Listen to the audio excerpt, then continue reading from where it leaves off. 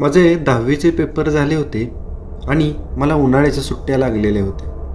आणि सुट्टी लागल्यापासून मावशी मला तिच्या गावाला बोलवत होती. 2 वर्षापूर्वी माझी आई मला सोडून गेली होती. आईबाबांना मी एकुलता एक मुलगा आणि आता बाबाच माझा सांभाळ करत होते. पण किती जरी केलं तरी आईची जागा कुणीच भरून काढू शकत नव्हतं. माझी मावशी म्हणजे माझ्या आईची जुळी बहीण. ती एकदम माझ्या आईसारखीच दिसायची आणि तिच्याजवळ गेलं की मला असं वाटायचं की मी माझ्या आईजवळच आहे. आणि तिचं पण माझ्यावर खूप प्रेम होतं.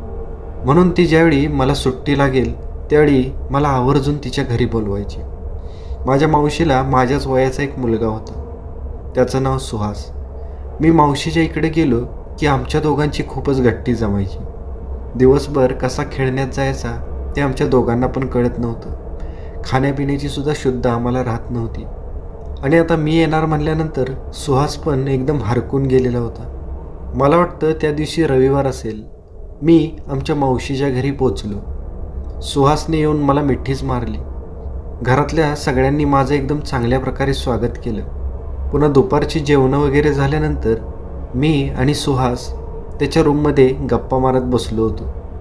आता उन्हाळ्याचे दिवस असल्यामुळं घरामध्ये खूपच गरम व्हायचं. त्यामुळं संध्याकाळी सगळेजण गच्चीवर झोपायला जायचे. मावशीचं घर तसं एकदम ऐसपैस होतं आणि मावशी जिथं राहायची तिथं घरं फारशी नव्हती. आजूबाजूला 4-5 मोजकीच घरं, ती पण एकमेकांपासून बरीचशी लांब असायची. पण मावशीच्या घराच्या मागं एक जे घर होतं ते मात्र मावशीच्या घरापासून सर्वात जवळ होतं. साधारणतः मावशीच्या घरापासून 20 ते 25 फुटाच्या अंतरावर ते असावं. रात्रीची जेवणं वगैरे झाल्यानंतर आम्ही सगळेजण गच्चीवर झोपायला गेलो. आणि गच्चीवर गेल्यानंतर मावशी, काका, मावशीचे सासरे, मी आणि सुहास असे आम्ही सगळीजण एका ओळीने झोपलो. दिवसभराच्या प्रवासाच्या थकव्यामुळे आणि सुहाससोबत दिवसभर खेळल्यामुळे मी खूप थकून गेलो होतो आणि मला कधी झोप लागली ते कळलंच नाही. आणि साधारणतः पुन्हा 1-2 तासाने माझा घसा सुकला म्हणून मी पाणी पिण्यासाठी उठलो. मी आजूबाजूला बघितलं तर सगळे एकदम गाढ झोपलेले होते. मी जरासं पाणी पिलो तसा माझा घसा थोडासा ओला झाला. पण आता अचानक मला असं वाटायला लागलं की माझी झोपच उडली. आणि खरंच माझी झोपच उडली होती. आणि मला आता वाटायला लागलं की मला काही लवकर झोप लागणार नाही. आणि आता काय करायचं म्हणून मी तसाच अंथरुणावरून उठलो आणि गच्चीवरून इकडं तिकडं हात मागे बांधून एरजाऱ्या घालायला लागलो. रात्रीचे 12-12:30 वाजले होते. त्यामुळे थंडगार हवेचे झोत अधूनमधून येत होते. मी आता इकडं तिकडं बघत असंच फिरत असताना अचानक माझी नजर मावशीच्या घरामागं जे घर होतं त्या घरावर गेली आणि मी त्या घराकडे टक लावून बघायला लागलो. त्या घराकडे बघून असं वाटत होतं की त्या घरामध्ये कोणी राहत नसावं, कारण त्या घरामध्ये एक सुद्धा दिवा जळत नव्हता.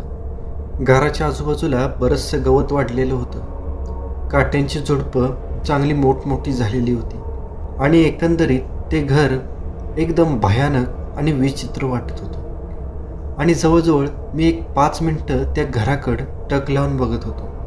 मी त्या घराकडे बघताना मला घराची मागची बाजू दिसत होती, कारण आमच्या मावशीचं घर आणि ते मागचं घर दोन्ही घरांची तोंड एकमेकांच्या विरुद्ध बाजूला होती. आणि अचानक पाठीमागच्या रूममध्ये मला कसला तरी प्रकाश दिसला. तसा मी एकदम दचकलो.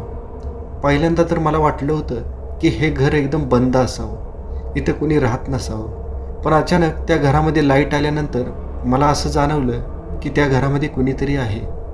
आणि मी आता टक लावून त्या घरामध्ये कोण आहे याचा कानोसा घ्यायला लागलो. तसं अचानक मला घराच्या मागच्या खिडकीजवळ एक छोटी आकृती दिसली. ती एखाद्या छोट्याशा मुलीची सावली असावी. आणि अचानक त्या आकृतीनं त्या घराच्या खिडकीचा दरवाजा उघडला आणि मी आत बघतोय तर काय, ती खरंच एक मुलगी होती. आणि ती आता खिडकीतून माझ्याकडे बघत होती. त्या घरातली लाईट लागल्यामुळं मला त्या मुलीचा चेहरा एकदम स्पष्ट दिसत होता. आणि ती मुलगी आता हात हलवून मला प्रतिसाद द्यायला लागली. तसं मी एकदम आश्चर्यचकित झालो, कारण ती मुलगी माझ्या ओळखीची नव्हती किंवा मी पण तिच्या ओळखीचा नव्हतो. मग ती मला हात हलवून का प्रतिसाद देत असेल? साधारणतः 5-6 वर्षाची ती मुलगी असावी आणि मी पण तिला पुन्हा माझा हात हलवून प्रतिसाद दिला. आणि अचानक तिच्या चेहऱ्यावरचे भाव बदलले. ती खूपच भेदरली, खूपच घाबरली आणि हातानेच मला त्या घराकडे बोलवायला लागली, जणू काही तिला माझ्या मदतीची गरज असावी. आणि अचानक माझ्या मनात विचार आला की कदाचित तिला घरामध्ये कोंडून वगैरे ठेवलेलं असेल किंवा ती त्या घरामध्ये फसलेली असेल. आणि मला वाटायला लागलं की जाऊन त्या मुलीला मदत करावी. पण अशा अनोळखी ठिकाणी एकट्याने जाणे पण बरोबर नाही. म्हणून मला एका मनाने वाटलं की सुहासला उठवावं. पण मी जसं सुहासकडे बघितलं तसं मला जाणवलं की तो खूप गाढ झोपलेला आहे. आणि मला वाटायला लागलं की कशाला त्याची झोपमोड करायला, मी जाऊन एकटाच बघून येईन. आणि मी माझ्याच तंद्रीमध्ये जिन्यावरून खाली उतरलो. 15-20 पावलं चालत गेलो तसं मी त्या घराच्या कंपाऊंडजवळ पोचलो. कंपाऊंडची मागच्या बाजूने चांगलीच पडझड झालेली होती. मी त्या पडलेल्या कंपाऊंडमधून उडी टाकून त्या घराच्या कंपाऊंडमधून आत गेलो आणि घराच्या मागच्या बाजूला जिथं ती खिडकी होती त्या खिडकीजवळ गेलो. त्या खिडकीतली लाईट अजून पण चालू होती, पण ती मुलगी मात्र तिथं नव्हती आणि त्या खिडकीचा पण दरवाजा लावलेला होता. आणि आता माझ्या मनात विचार आला की घराच्या पुढच्या बाजूने जाऊन नेमकं काय प्रकरण आहे याचा आपण अंदाज घेऊया. कदाचित ती मुलगी पुढच्या दरवाजाजवळ असेल असा विचार करून मी आता हळूहळू त्या मोठ्या मोठ्या गवतातून वाट काढत काढत घराच्या डाव्या बाजूने चालत चालत त्या घराच्या पुढच्या बाजूला पोचलो. पुढच्या बाजूची अवस्था तर खूपच विचित्र होती. घराच्या अंगणातल्या सगळ्या फरशा फुटलेल्या होत्या. आजूबाजूला गवत एवढं माजलं होतं की माणसाला सहजरित्या त्या घरामध्ये जाणं शक्यच नव्हतं. मी कसा तरी प्रयत्न करून त्या घराच्या वरांड्यामध्ये पोचलो आणि इकडं तिकडं बघायला लागलो. वरांड्यामध्ये पूर्णपणे अंधार होता, पण घराच्या आतल्या बाजूला मला स्पष्ट उजेड दिसत होता. आणि मी दरवाजाच्या उजव्या बाजूला असणाऱ्या खिडकीजवळ गेलो आणि घराच्या आतमध्ये बघायचा प्रयत्न करायला लागलो. तर मला घराच्या आतमध्ये एक स्त्री दिसली. त्या स्त्रीनं हिरव्या रंगाची साडी घातली होती आणि ती माझ्याकडे पाठ करून खाली फरशीवर बसलेली होती आणि आपलं तोंड आपल्या दोन्ही पायामध्ये घालून ती रडायला लागली होती. मला वाटायला लागलं की त्या बाईला आणि त्या मुलीला मदतीची गरज असावी. मी त्या घराच्या दरवाजाकडे बघितलं तर त्या दरवाजावर मोठं कुलूप घातलेलं होतं आणि मला जाणवलं की ही मुलगी आणि ही बाई या घरामध्ये अडकलेली आहेत आणि ह्यांना आपल्याला सोडवलंच पाहिजे. आणि आता त्या बाईला मी आल्याची जाणीव करून द्यायची होती.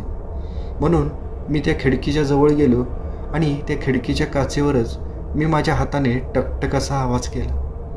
आणि जसा मी त्या खिडकीवर टकटक आवाज केला तशी ती बाई एकदम दचकली आणि ती एकदम सरळ ताठ होऊन बसली. ती पाठमोरी असल्यामुळं मला तिचा चेहरा दिसत नव्हता. मी केलेली टकटक तिला ऐकू गेलेली होती आणि आता ती हळूहळू तिची मान मागं वळवून बघायला लागली. आणि जसं तिनं मागं वळून बघितलं तसं मला आश्चर्याचा एक धक्काच बसला, कारण ती बाई दुसरी तिसरी कुणी नसून ती माझी आईच होती. ज्या दिवशी आईचा जीव गेलेला होता त्या दिवशी आईनं पण हिरव्या रंगाची साडी घातलेली होती. मला मी काय बघतोय तेच कळत नव्हतं आणि मी भीतीने थरथर कापायला लागलो. आईनं जसं माझ्याकडे बघितलं तसा तिनं एकदम केविलवाना चेहरा केला. तिच्या चेहऱ्यावर भीती स्पष्ट दिसत होती. डोळ्याच्या बाजूला काळी वर्तुळं दिसत होती. तिच्याकडे बघून असं जाणवत होतं की ती खूप आजारी असावी किंवा तिला कसल्या तरी वेदना होत असाव्यात. आणि तिनं माझ्याकडं करुणेने बघितलं. तसं मी एखाद्या मेणबत्तीसारखा वितळलो आणि मी क्षणभर विसरूनच गेलो की माझी आई 2 वर्षापूर्वीच मला सोडून गेलेली आहे. मला खरं काय आणि खोटं काय तेच कळत नव्हतं. मी आता तिला कशी मदत करता येईल याच्यासाठी माझ्या आजूबाजूला काही सापडते का हे बघायला लागलो. इकडे तिकडे बघितल्यानंतर मला त्या घराच्या एका बाजूला एक मोठासा दगड दिसला. तसा मी तो दगड हातामध्ये घेतला आणि मी पुन्हा त्या खिडकीजवळ गेलो आणि मी त्या खिडकीवर पुन्हा एकदा टकटक केलं.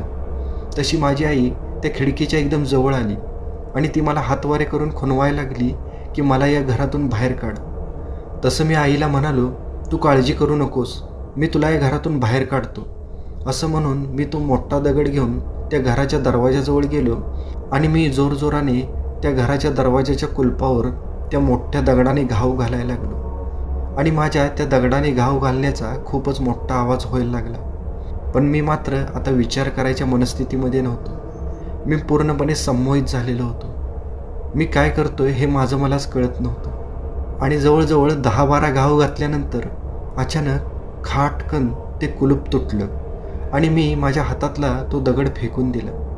त्यानंतर मी घराची कडी काढून तो दरवाजा उघडणार तेवढ्यात माझ्या खांद्यावर कुणीतरी हात ठेवला. मी दचकन मागं वळून बघितलं. तसं मी एकदम शॉक झालो, कारण माझ्या मागं सुहासच येऊन उभा राहिला होता आणि तो माझ्याकडे बघत म्हणाला, विजय, तू इथं काय करतोस? चल इथून पटकन. तसं मी सुहासकडे बघत म्हणालो, अरे सुहास, थांब ना जरा, आई आतमध्ये आहे. आई मला सोडून गेलेली नाही, आई इथं अडकलेली.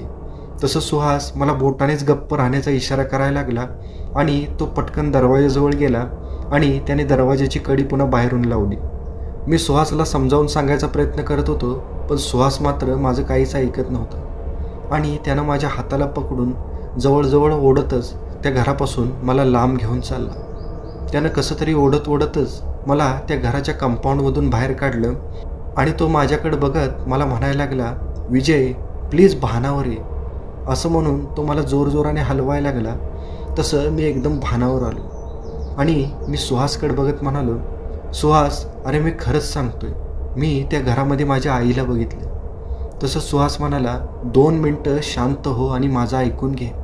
तू इथं आल्यास मी तुला या घराबद्दल सांगणार होतो, पण म्हणलं की आजच तू आलायस, लगेच तुला असल्या गोष्टी नको सांगायला, म्हणून मी तुला आज ही गोष्ट सांगितली नाही. पण आता वेळ आलेली आहे आणि लक्ष देऊन ऐक.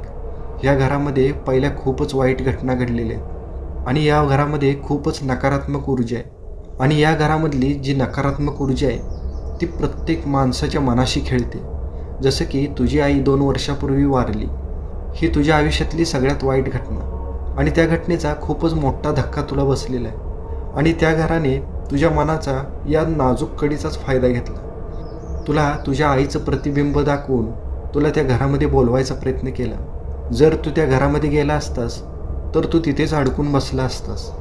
आत्तापर्यंत 5-6 लोक त्या घरामध्ये गेलीत, त्यांना पण त्यांच्या प्रिय व्यक्तींची प्रतिबिंब या घरामध्ये दिसली आणि ती लोक आपलीच लोक समजून त्या प्रतिबिंबाच्या मागं या घरामध्ये निघून गेले आणि या घरामध्ये कायमस्वरूपी अडकून बसले.